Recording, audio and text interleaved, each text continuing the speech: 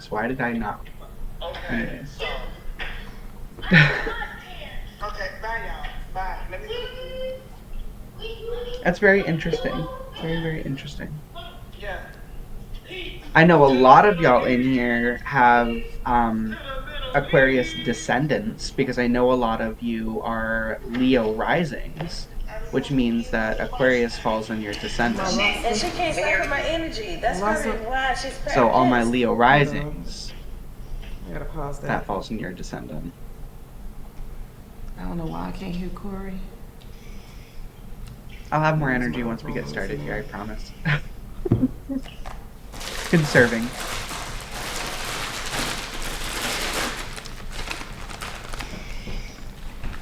Two of my daughters are air signs too. Ooh. My sister's a Gemini. Leo rising, no idea what a descendant is. Okay, that's a good question. So while we have a few moments before we start. So your rising sign is the sign that was on the horizon at the time that you were born. The eastern horizon at the time that you were born. So it depicts your sense of self and how others see you, right? It's your first impression that you leave upon others. It is how others view your energy before they get to know you, right? When you walk into a room, they see your rising sign, right? It is your embodiment of your energy. I always say, or at least I got this from one of Chris Brennan's podcasts. I forget which one, but Chris Brennan says this in one of his podcasts. If your sun is your naked body, your naked energy, the rising sign is the clothes that you wear over that and how you present yourself. So it's not something that you can change, but it's something that you have. um, your rising sign is basically you. Now, your descendant is the opposite of your rising sign. The descendant is the people that you surround yourself with. So often this becomes your relationship or your partner, so the energy that you most naturally attract in a partner, but it can also be the energy that you most naturally attract in the people around you. So this could be friendship groups, this could be deep friends in general, like people that you form very close bonds with. This could be contracts that you um, like make with other people. Typically, you may tend to draw in people that are more Aquarian in nature if you have an Aquarius as your descendant, for contracts and things of business pursuits that require contracts, one on one contracts, anyways. My descendant is the only thing I have in any of my arrows. Yeah. Um, so then your descendant is going to take on that Aquarian nature the exact way that I just described it. Because you said you're a Leo rising too. So also you have aspects too that impact that, and also where's the ruler of Aquarius sitting is how you can look at that for one. But anyways, we are officially at 7:05, so I will get started here. So tonight is going to be all about air signs and discovering the energy of air signs. We're going to be talking about Libra, Aquarius, and Pisces. The way that this is going to run is very similar to past two presentations if you've been at those. I'm going to talk about what the zodiac signs are in general, what is air element in astrology and what does it represent, and then I'll go over each of the individual signs with songs that we can listen to in the intro. So, discovering air signs. Let me present my screen here.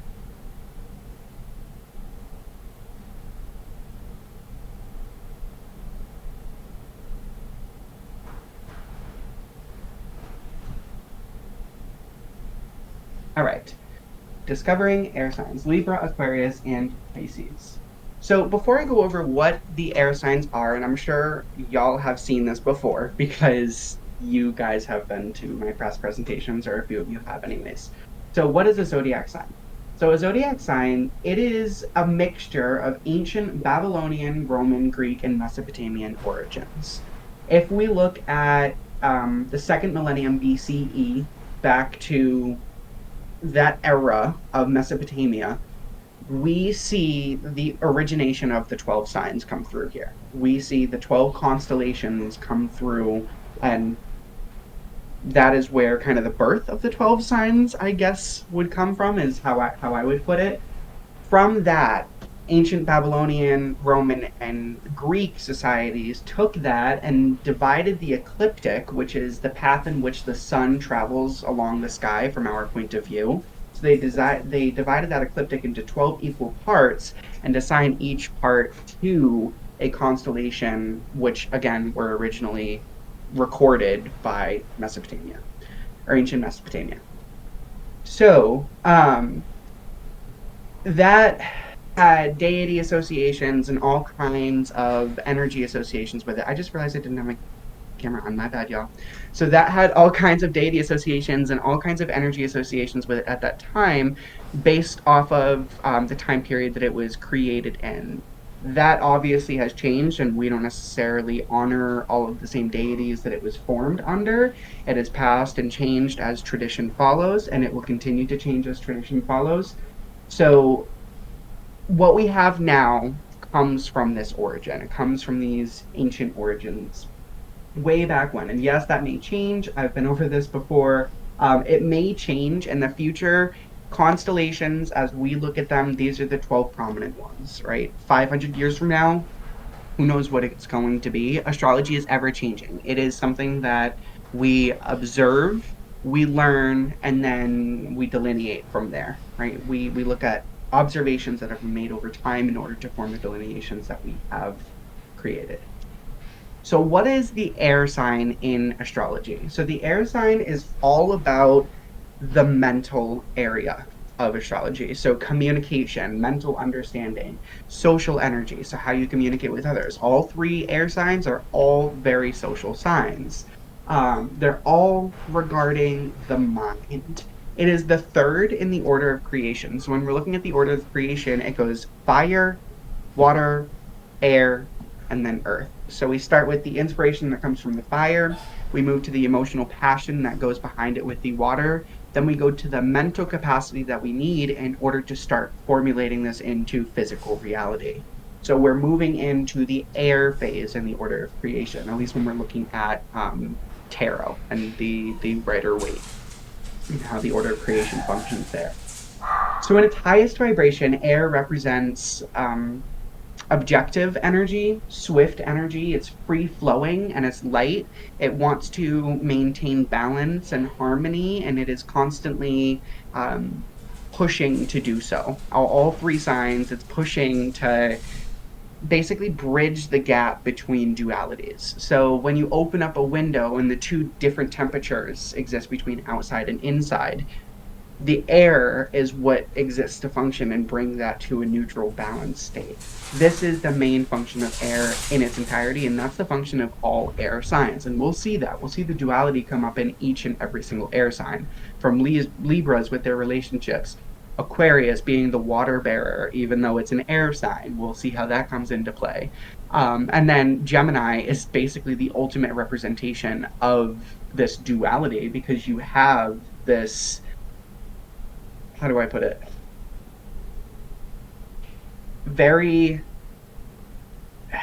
Duality exists within Gemini as a whole, right? The duality is represented by the twins, the conscious twin and the subconscious twin as well.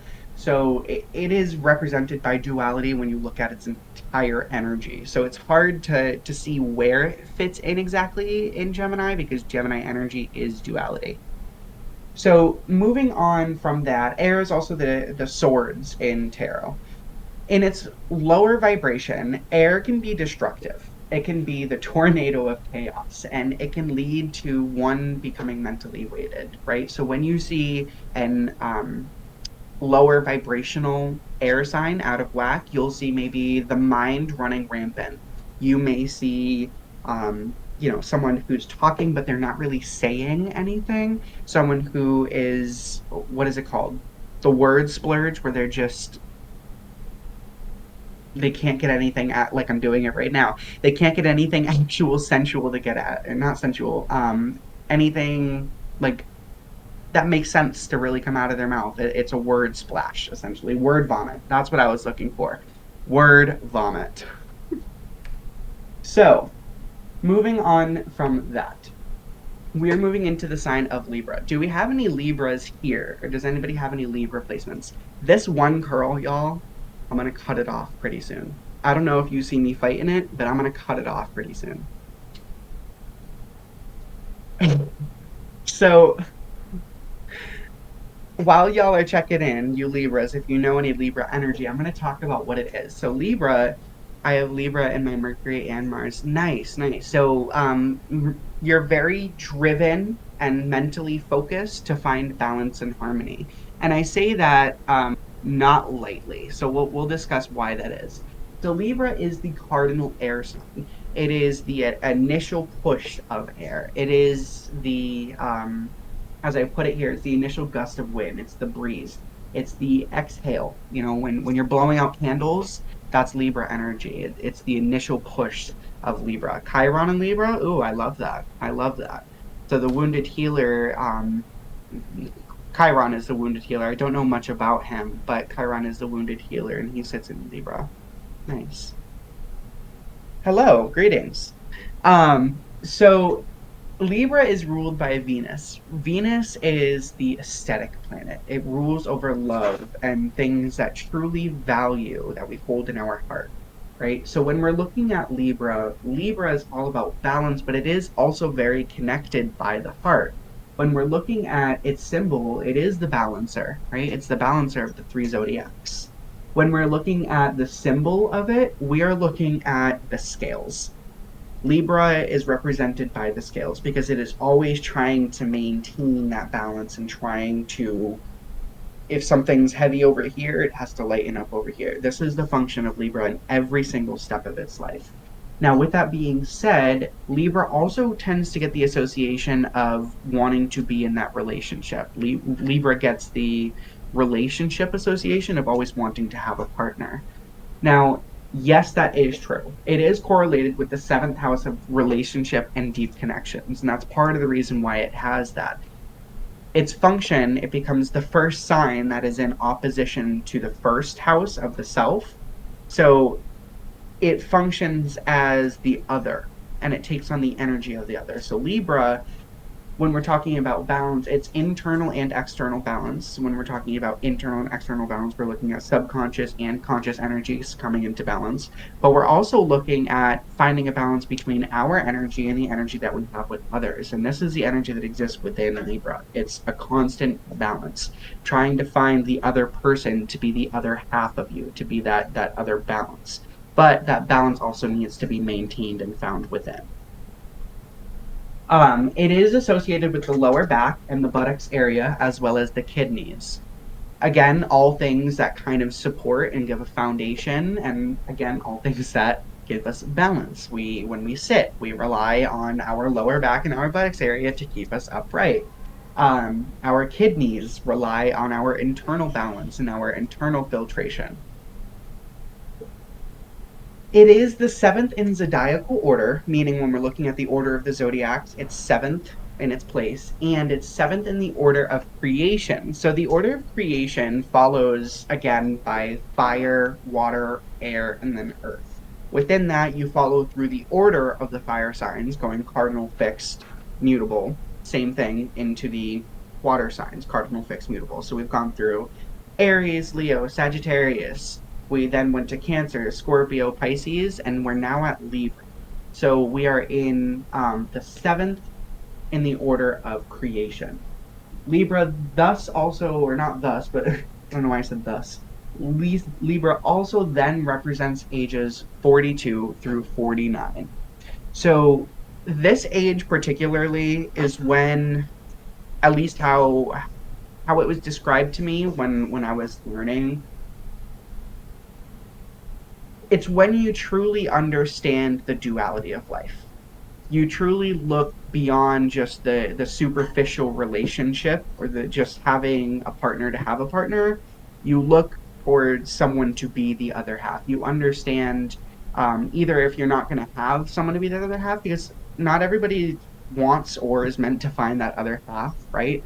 But this is also the time when they find that inner balance within them too, right? They seek that inner balance. They've come to a point where they're like, okay, I need to lock this down. I need to create this balance. And for some people, they never come to that full realization, but this is the age in which that really sets in. So either people get completely thrown off balance, or they find true balance here. And this is right before your Saturn return as well.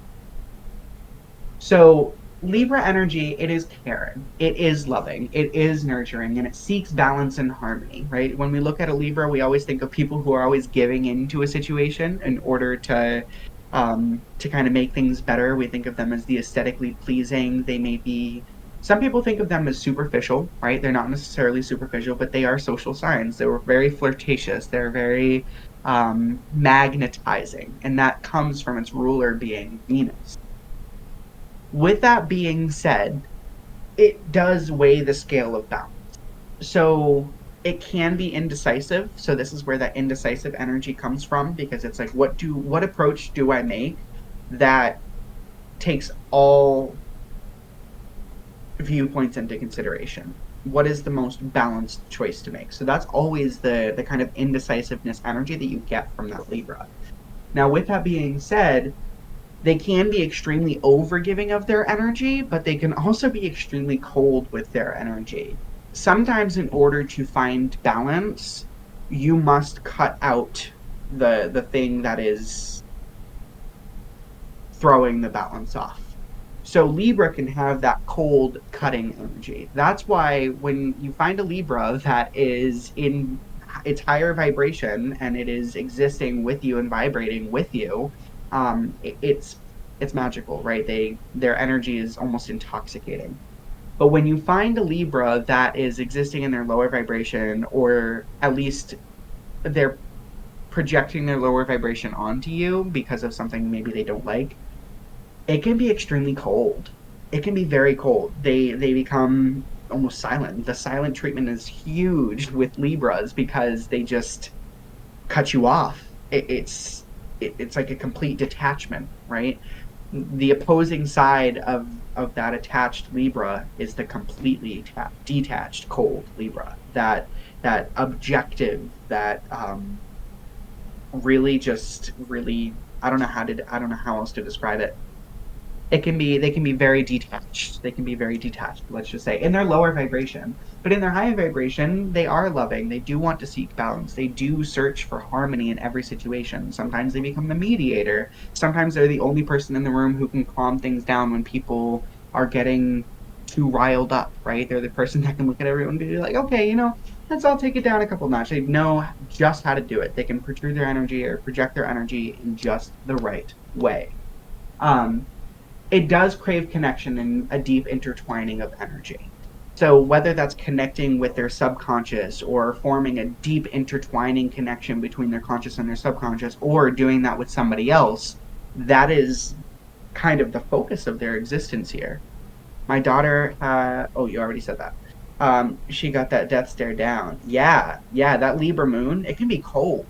It can be cold, right? When that moon is triggered, when that emotional reaction is triggered, it can become very cold and detached. You're like, ooh, that's not the same person I was just talking to. But it is. It's just, again, that duality comes out of them. And the other thing with Libra is it does desire justice. When we look at, for some reason I got called to bring this up, but when we look at the tarot correspondence of Libra, it's the Justice card. So yes, Libra is all about balance, and it can be giving, and it can give too much of itself in, but it can also be very objective and like lay down the law, because sometimes it has to be the law. And that's how you maintain balance sometimes.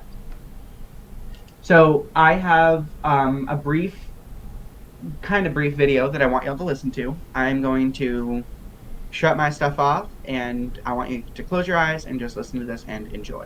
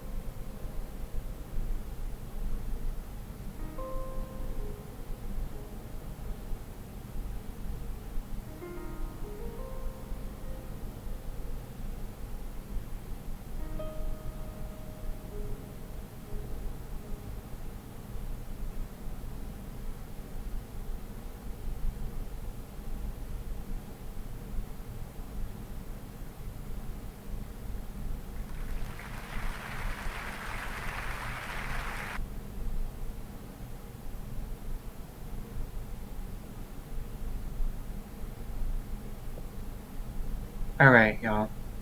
Um, so there was a couple of reasons why I wanted to play that. It is extremely beautiful, and that's one of the reasons why I wanted to play it. Just the beauty that exists within the song itself. But then, yeah, you look at the highs and then you look at the lows, and with every step along the way, there's a yearning, right? There's almost a yearning for the next part. There's a yearning for it to be completed and to find that balance. And this is the yearning, that balance that is always existing within the sign of Libra, right? Whether it's yearning for that balance externally or yearning for that balance internally, it is always there, right? Um, yeah, the stare for a Libra, oh, they got that down. They can get real cold with their stare, right? Because all they got to do is project that they're cutting off that cold energy. That's all they got to do there. That's all. It can be scary. Yeah, like even kids. I've seen kids like even like I think who was it? Oh, I can't remember. I can't remember who it was, but she was like 1.5. It was a friend of mine, like a friend of mine's sister, and she had a kid, and she was like 1.5. And just the look that she gave, I was like, "How you one giving me this look? Like, come on, come on." Okay. Um, no, don't do that.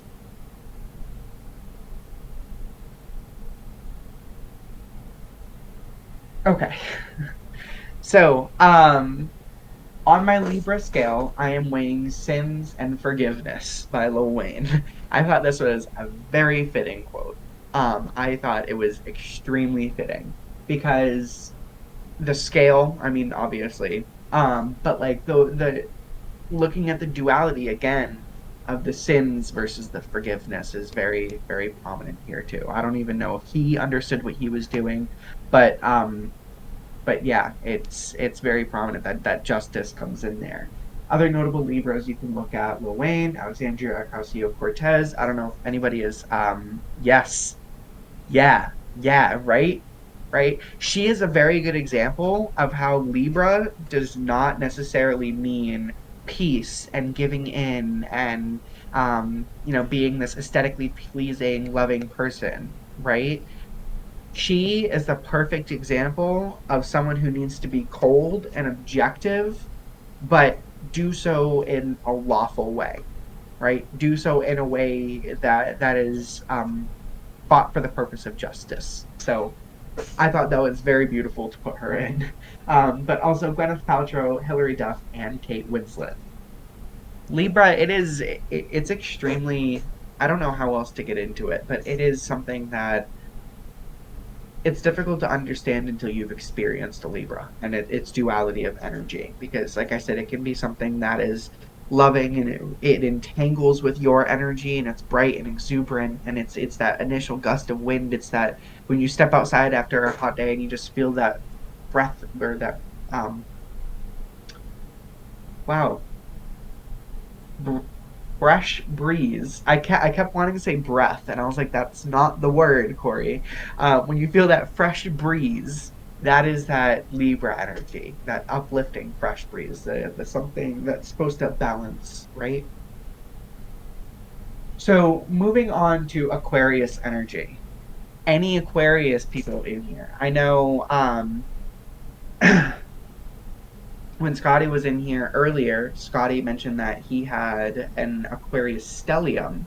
So Aquariuses are fixed air signs. It is ruled by Saturn and Uranus. So when we're looking at fixed air, we are looking at stagnant air. We are looking at air that has been trapped or maintained, right? So we're looking at fixed air, clouds, smoke, fog, pressurized air. Like when you get that pressurized air so that you can blow out the dust from your keyboards, that's Aquarian energy entirely. Wow, that's a lot of Aquarius. You've got Moon, Venus, and Mars there. Wow. Very, very Aquarian driven, huh? Um, and Gemini rising. So you've got air all over the place. Oh, and midheaven in Aquarius. Oh, good. You've got Aquarius all over the place. That's intense. Um, So Aquarius is that fixed air. It is associated with the ankles. I want to go, and the ankles is because of the movement piece, the piece that allows us to pivot, the piece that allows us to completely change direction, right? Take what we currently have and alter, right? Go in a different direction.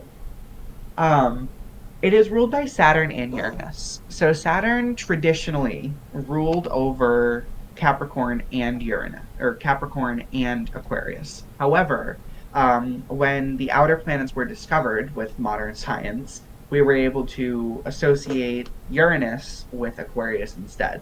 However, I still consider them. So I look at both Saturn and Aquarius to be co-ruler. I'm sorry, Saturn and Uranus to be co-rulers of the sign of Aquarius. So Saturn, when we're looking at it in the sign of Aquarius, we're talking about the boundaries that Aquarius strives to live outside of. Aquarius is the rebel. It is all about existing beyond the box that the world wants to place them in. It is all about breaking free. It's all about evolution through the means of revolution. I said that today. I thought that was a prominent quote that I wanted to bring up here as well because it came up during my daily ask a question today. Um, Uranus is all about evolution through revolution, right? It is all about being innovative and reformative and revolutionary in its thinking. It is correlated with the 11th house of humanitarian pursuits, and it is all about kind of fighting for the underdog. When we're looking at at Aquarius, it is the alien, right? It's the alien that doesn't quite fit in, but it can blend in. It can blend in and make it look itself like its community. So an Aquarius is someone who can probably fit in with a bunch of different people, but they never actually truly blend in. I'm sorry, the other way around. They can blend in with a bunch of different people, but they can never truly fit into their position, right? They're the alien. They are associated, like I said, with the 11th house, which the 11th house is also all about friend groups and communities and organizations. So once again, you see that humanitarian fighting for the group, fighting for the community, fighting for the numbers rather than fighting for the one. While Aquarius may be very individual, definitely sounds like my sister February 1st. Yeah. While Aquarius can be very individual and because they want to stand out and they don't want to stand in any boxes that you put them in, yeah, they're gonna kind of break free and fight against any conformity and fitting into any group. But they're there to provide information, right? I'm trying to find the right way to put this. A cloud exists so that it may pour down and rain its energy upon the people below.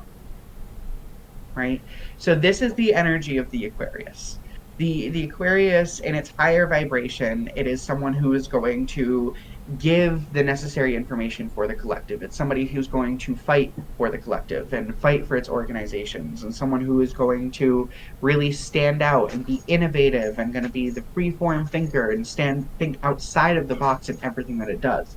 But in its lower vibration, we're going to look at this and we're going to see someone who kind of thinks they're above it all, and someone who thinks they're kind of a know-it-all. Like they can't be told what to do because they know better.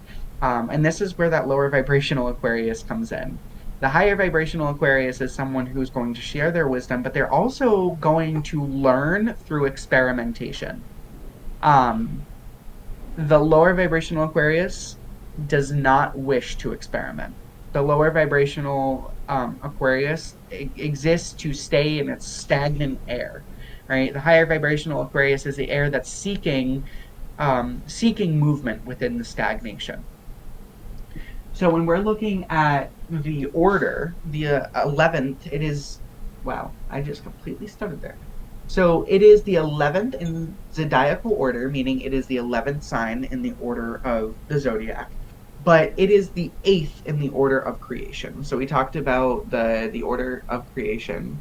Makes sense. My sister created an entire organization to help the disparities of the minorities communities. Got a damn proclamation for her city. Blows my mind. Yes. Yeah. See, that is Aquarius energy. That is Aquarius energy, wholeheartedly coming through right there. That fighting for the community, fighting for the humanitarian pursuits within the community, right? It completely shined through right there.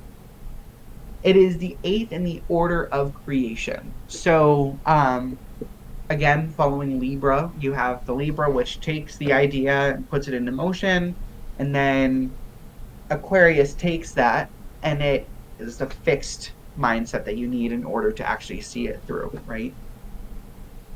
It is rebellious. It is confident. It's a humanitarian, as I said. It's wise. It is the deep thinker. It thinks outside of the box, even in its vastness. Yes, that's what it is. And it exists beyond the lines of limitation. So when you see scientific breakthroughs, look towards Aquarius. Experimentations in science, look towards Aquarius. Right? When we're looking at something that is for the pursuit of evolution, we look towards Aquarius. It bears knowledge and growth entirely for the sake of evolution. So I have a video I want to show you guys for this. And before I actually play this, you guys, I want you to listen to the song, because if y'all are on TikTok, which I know most of you are, if not all of you down there are on TikTok, you've probably heard this song because it's all over there. It's all over TikTok. But you're going to hear it and you're going to see it from a whole new perspective now. Every single time you hear this song going out, you're going to think of Aquarius because of this. Or I want you to anyways. But that's the point. But anyways, listen in and just see how Aquarius comes through in this music.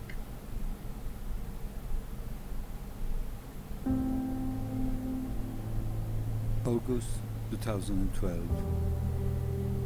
I was spending my summer holidays in a small village in the heart of the Swiss Alps, where I had a wooden room that I used as a studio.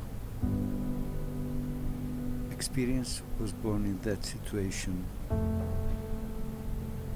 The music is structured around the rotation of 4 chords that are repeated like a mantra, creating a kind of trance and elevation effect, as if the music had the power to lift you off the ground. That was my intention.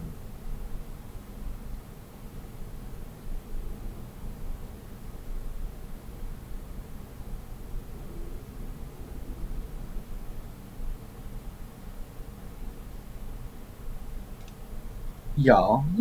Y'all are too much.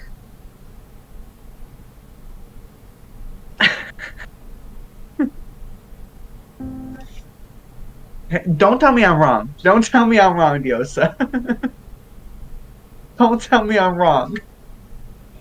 I ain't never met a Gemini that's been on time in my life. My life, Diosa, my life.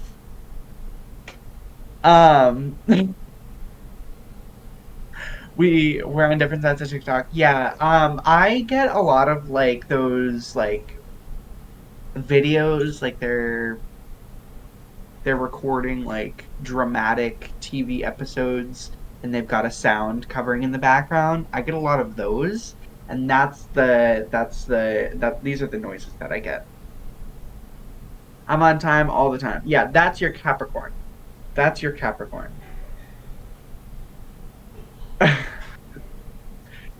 Right, Army. Okay, so Army, you've heard this. You've heard this. This is behind like almost like every other song that's like that, or every other show that's like that. But I be watching them. I get trapped. I get trapped. That's why though. I swear it's this song. So I get so pulled in. It's crazy. It's crazy. I swear it don't sound like that, but also I be trying to Drown it out is why the music's so loud. Yeah, no, honestly, I struggle with that too.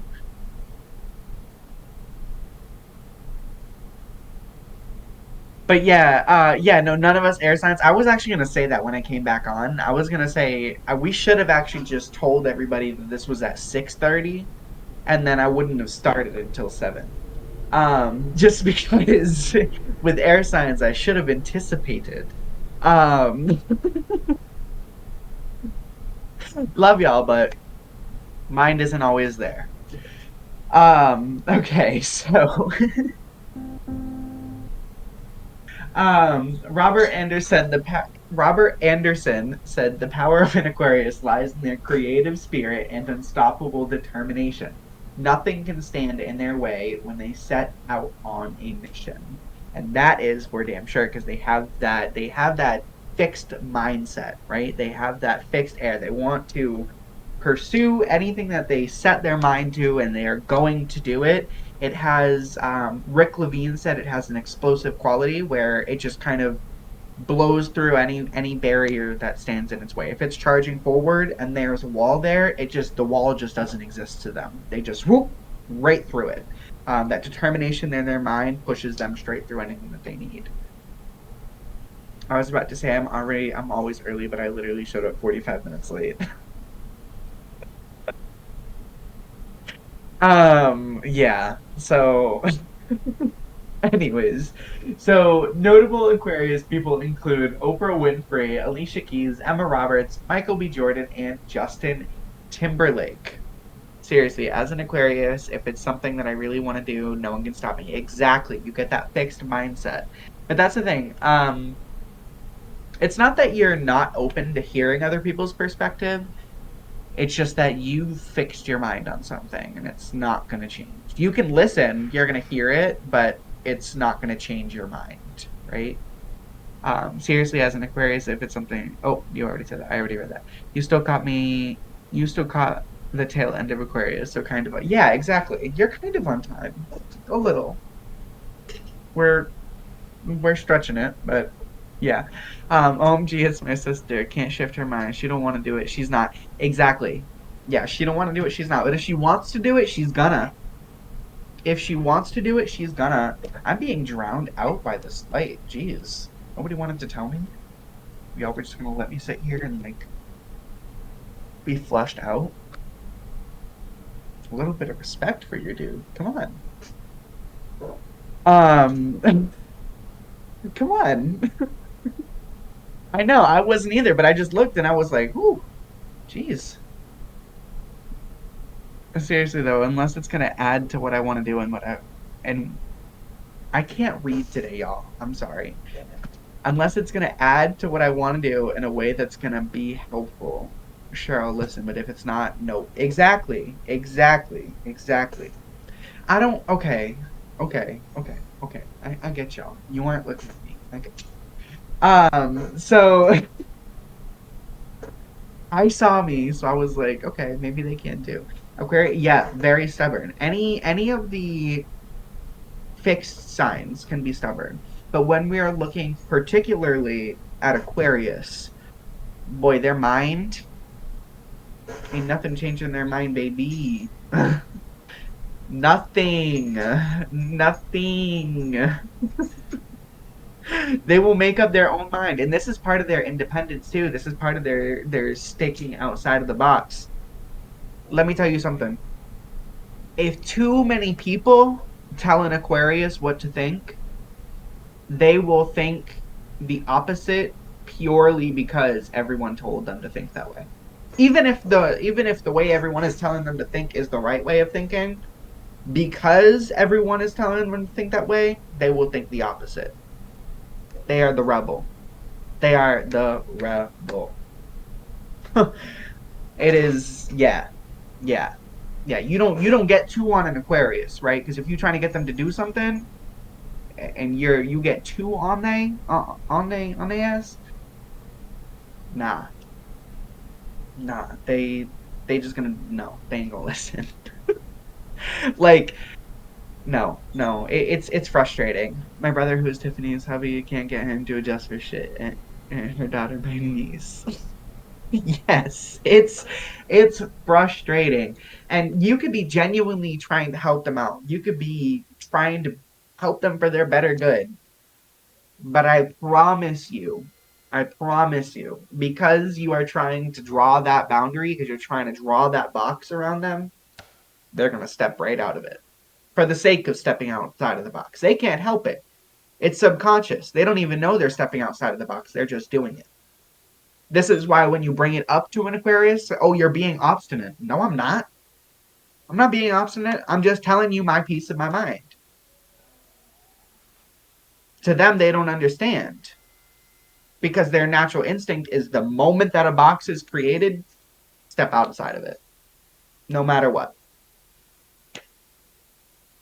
The only person that have ever changed my mind is Leo, my husband. So Leos have Aquarius. They're the opposite. They're the opposite. They're in opposition. She's surrounded by them. Her parents are Aquarian too. Ooh, that is tough. That's tough. She's got to be real independent, right? Because if she's not independent, she gonna have to be. Because those Aquarius, they can be around you, right? They want the mental stimulation. They want to talk, but they need their independence too, right? They need their time. And they need you to also understand that they're never going to fit inside of the box that you create for them. Ever. Ever. Don't even try and create that box. Just let them exist for who they are. You create a box around them, like I said, they step out of it. They can't help it. But Corey, the Leo are opposite but drawn to each other. Would you say that they're meant to be because this one guy? Listen, I don't look at like any signs as being like meant to be or like this is your soulmate because then people will only look at that sign. But I would say that it's a hit or miss between an Aquarius and a Leo because an Aquarius and a Leo can really hit it off and they can help each other and the Aquarius can help the Leo think outside of the box, while the Leo can help the Aquarius with more of the I'm trying to find the right word for it. More of the ability to let their inner authentic self shine, right? But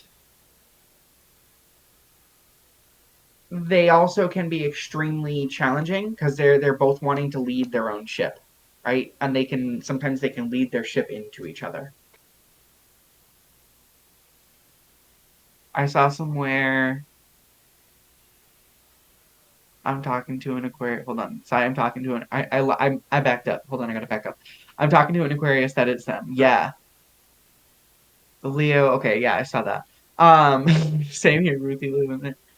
I saw here that I saw somewhere that Leo and Aquarius are sister signs. That's why they get along so well. Or maybe I understood that what I watched. So by sister signs, they probably meant that they are like in opposition to each other. So if you look at an astrology wheel, um, Aquarius and Leo are directly opposite to each other. Their energies are in direct opposition of each other. The way that they present themselves, the reason that they're more in opposition, so the Aquarius presents its energy and its innovative energy for the sake of humanitarian and societal pursuit and growth, right? And also innovation. The Leo is more about creativity for the sake of um, personal recognition and being seen for their creative abilities and creative talents. And while there's a place for that, it's directly in opposition towards that humanitarian pursuit energy that's being seen here, right? Um, that relationship felt like Hancock the movie. Army. Is that supposed to be a good thing or a bad thing? Like, what? Uh, Yeah, no, but they don't want to hear a different perspective. They want to be stuck in their mind. They want to be stuck here, right? I've been married to a Leo for 13 years and we are complete opposite, but also it works so well. But yeah, sometimes you need that balance, and this is where balance will always display itself in life, right? Sometimes you need the opposite in order to bring you down a little bit. Sometimes it's not good to focus solely on the Aquarian energy. You need that Leo energy and vice versa. It's not always good to focus on that Leo energy, and you need that Aquarian energy sometimes. So, um, so yeah, she was like this right out the womb, fed up. Yeah, ooh, yeah. Good luck, Kate. Good luck, Kate. Good luck, Kate. Because honestly, um, they're going to be conjoined at the hip, but they're going to be extremely independent, and especially that Aquarian of yours. Good luck keeping a wraps on them. Good luck keeping a wraps on them. As a true Libra, I'm full of myself. What is balance? That exists. But see, it's now for you that I was just going over Libra. You'll have to watch this back because for you, your Libra is more about finding a balance between your subconscious and your conscious rather than balance between internal and external. Just so you know. Kate, I'm warning you. I was just out all the love, but that was just me giving you hug. Yeah, hug, hug. Um, Yeah, if it was ethical or moral, or possible to chip that Aquarius, having a Leo sibling as well, all kinds of mischief, all kinds of mischief. Just watch out.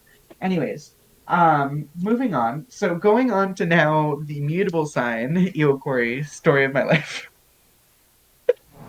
So going on to the mutable sign, it is the socialite, right? That's Gemini.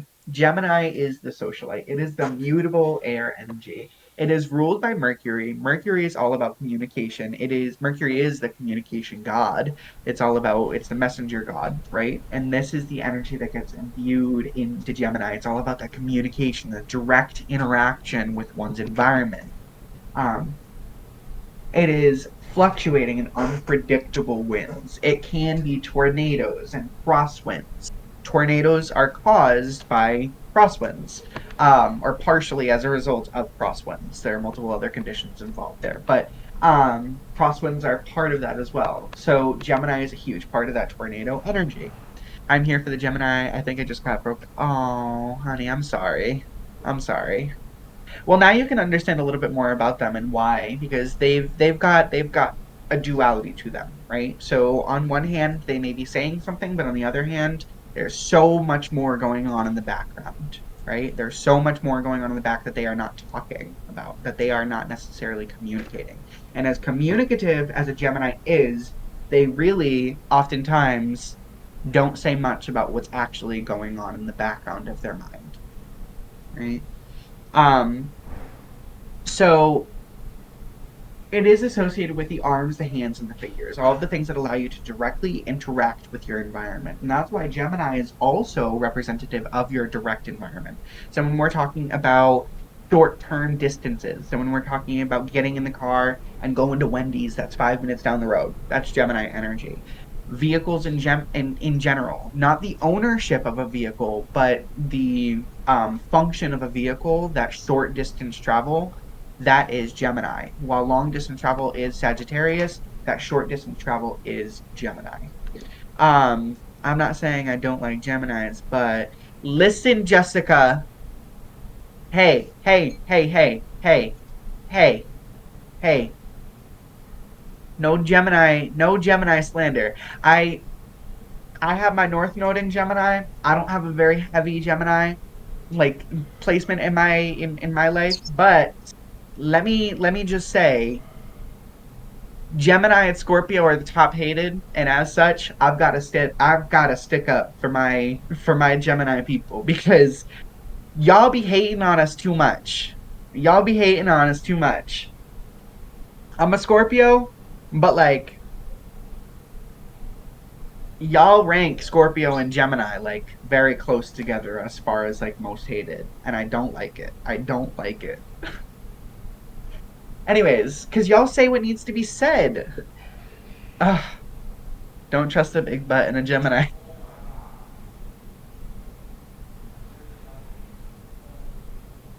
Oh, Kate, that one was good. That one was good. So So, I'm just an airy Aquarius who barely understands zodiac, so I'm just here for the drama of it all. I love it. So, Geminis are associated with the arms, the hands, and the fingers. They are correlated with the third house of communication, understanding, and interaction with one's direct environment and neighborhood. So anything sitting in the third house is where that area, or how you interact with your direct environment, how you communicate, how you understand. Gemini sits naturally or rules over that third house, so it takes on that energy, or is associated with that energy. It is all about the communication, right? Why do people typically get a bad rep for Geminis? Well, because they say everything that comes to their conscious mind, right? If it comes to their conscious mind, it's coming out of their mouth. It's very thin, if any filter at all. It can be tough, right?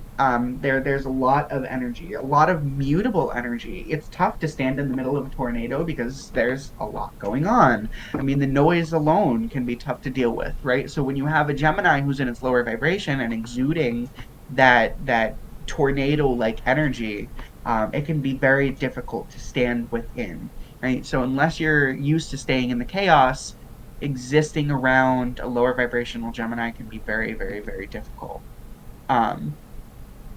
So it is the third in zodiacal order, but it's the ninth in the order of creation. So it's the third when we're looking at the order of the zodiac, starting with Aries, but when we're looking at the order of creation, it is the ninth.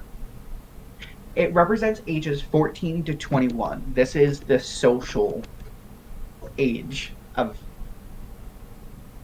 people's lives, right?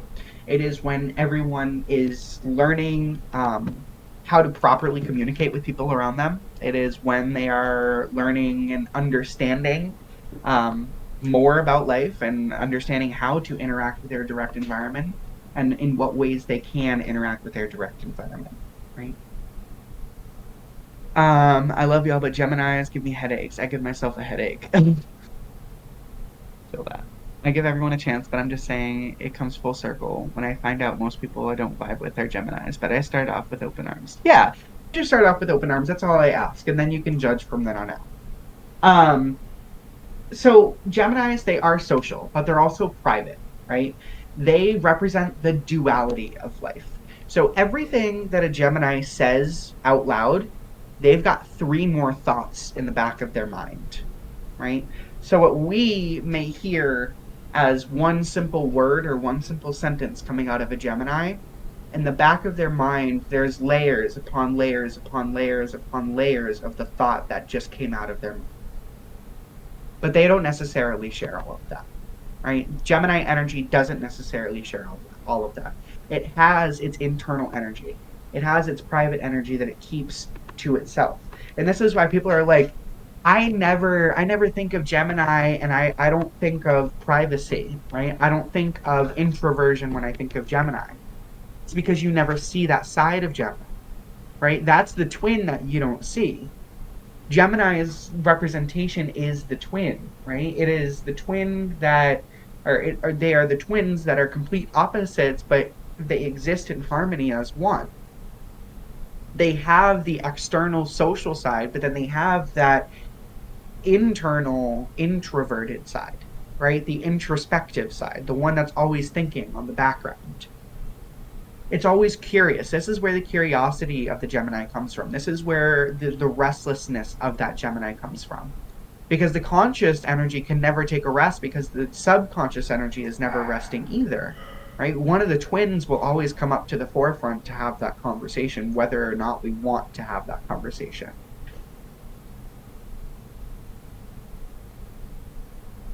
That's the side I see in my daughter. Yeah.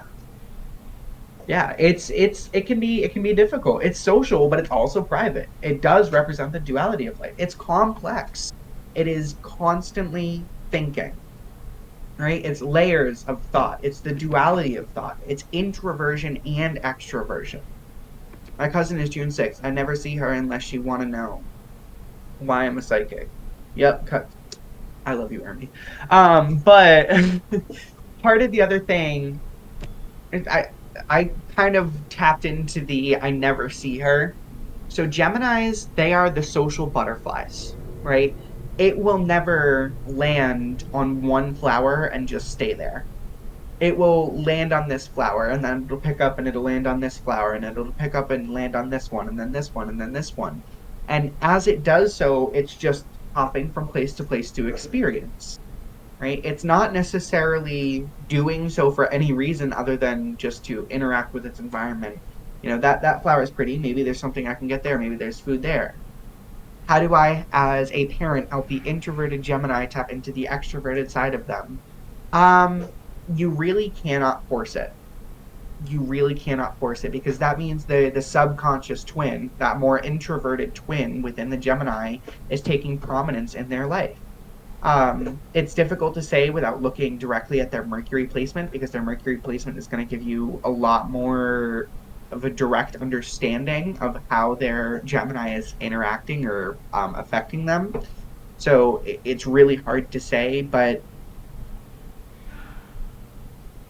I guess the only thing is tapping into things that are going to pique their curious mind, right? Things that are going to trigger that air within their mind, that fluctuation of that air. So if there's something that they're particularly interested in, maybe there's a group or a club that you need to get them into for that particular area, right? The introverted Gemini has not found the proper social group for their conscious twin to come out, right? The conscious twin comes out once they've found a group that they can feel like they can talk without shame, right? Outside of that, they may become the introverted Gemini. I see two different dualities of Gemini. You see the Gemini who goes out and is extremely loud and talkative, and you know that they're a Gemini just by the way that they act. But on the other side, you see the Gemini where you're like, ooh, what's going on behind their mind?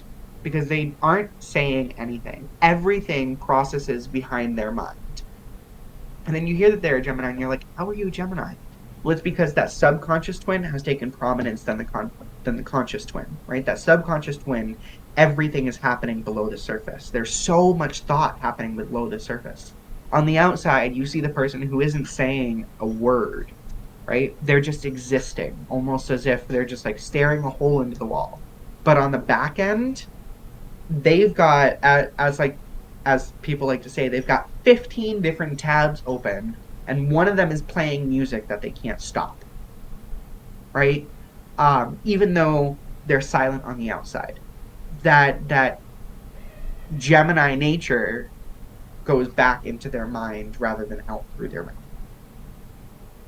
So I have another video for y'all to watch.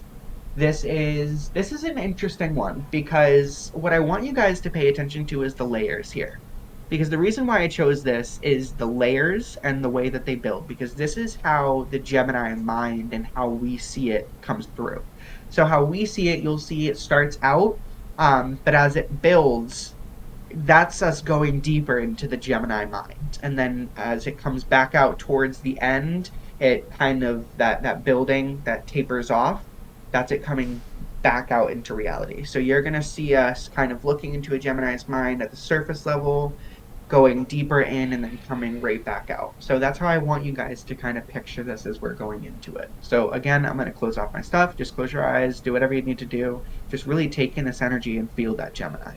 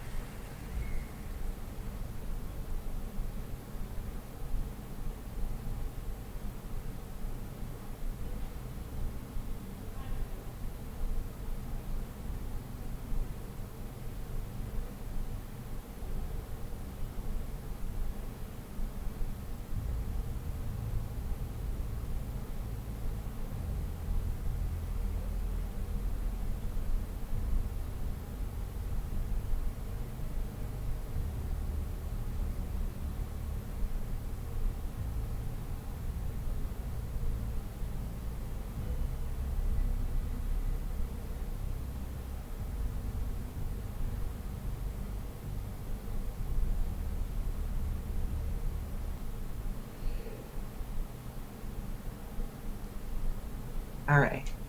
Um, yeah, you can tell where the overthinking began and then stopped. Yeah.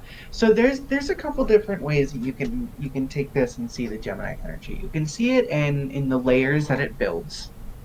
But then you can also see the intensity of thought that exists behind just a single word. So you notice how it started out with a single note. He's hitting just a single note on the piano.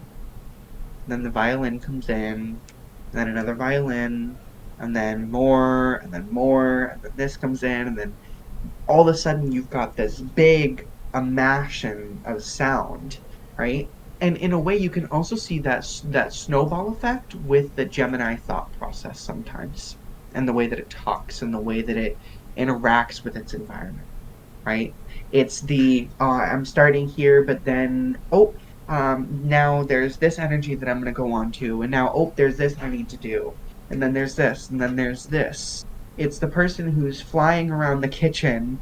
They were going to bake bread, then they were going to cook that meat that they saw in the fridge because they forgot that they needed to cook it, and that needs to get done. Well, now because they started doing that, they noticed that there's something else in the fridge that needs to be cleaned out. Well, then, because they needed to clean that out, they noticed that they didn't have the cleaning supplies. So then they go out and they need to go to the store to get the cleaning supplies.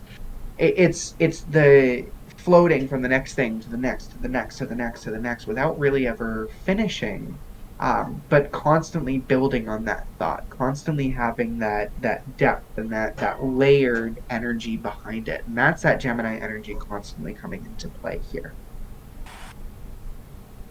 So Virginia Woolf said, lock up your libraries if you like, but there is no gate, no lock, no bolt that you can set upon the freedom of my mind. And you talking to a Gemini right there, right? Because Gemini's mind will go where it wants to. You ever hear a Gemini talk and you're like, how did you connect those dots? That's how. That's the Gemini energy. They don't need to explain how they connected the dots because they don't even know themselves. They just connected them. They just followed their brain path, right? They just floated from one thing to the next. When I found out Kanye was Gemini, it all made sense. Yes. I mean, like I said, Angelina Jolie, Kanye West, Prince, Johnny Depp, Tupac, all of them, notable Geminis, right?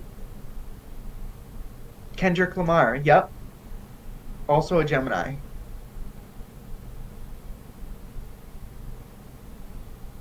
Kanye being a Gemini, Flabber's my guest. So when he out there bugging out, I'm like, oh, he just being a Gemini. Exactly. That that need to have that verbal vomit comes out. All right, so moving on. I've explained this in every single one of my demonstrations. A trine is an astrological aspect that occurs when two planets are 120 degrees apart and share the same element. A trine symbolizes a favorable union and a harmonious flow of energies between the planets involved. So a trine is an aspect in astrology. Basically, an aspect is how two planets interact, or how you can look at two planets interactive. The reason why I wanted to bring this up is because when you look at your chart, you have all three of these air placements in your chart somewhere, right? Now, there is a flow of energy between these different areas of your life and the energy that they are going to present themselves. So when you're looking at your chart, understanding this trine, all of these different trines, is extremely important because it understands how your flow of mind works. So when you're looking at fire, you look at this flow of energy to see how the flow of inspirational or fire energy works within you. Then, if you're looking at water, you look and you see how the emotional or flow of water works within you. Where does it start? Where does it flow through? Where does it end up? Where does that mutable energy end up? And do the same thing with air. So where does it start? Where does it go to? Where does it end up? So for me, at Libra, it starts in my 6th house. That flow of energy for the mind starts in my 6th house, flows to my 2nd house, and then comes out and emits out through my 10th house in Aquarius. So understanding that flow of energy helps you to further understand your chart. So that's all for the air demonstration and understanding the air signs. The next presentation is it's a little bit far out. It's about 12 days away, so about a week and a half. So we're looking at Friday, June 1st at 7 p.m. Eastern Standard Time. We're going to be talking about discovering Earth signs. I do also want to say I do also offer personal readings and a mentorship. I do not have any seats available left in my mentorship. So don't um don't apply thinking that you'll get into this session. What it is more for is if you want to apply to be added into my wait list, and I'll notify you when the next class is open, or if a seat becomes available, because I do have one person who is pending right now, and if they drop out, I will have a seat available. So if you want to be considered for that wait list, still submit your application, because it is still possible you might be able to get in. Classic Libra. Army posts it. You'll be able to go back and see it.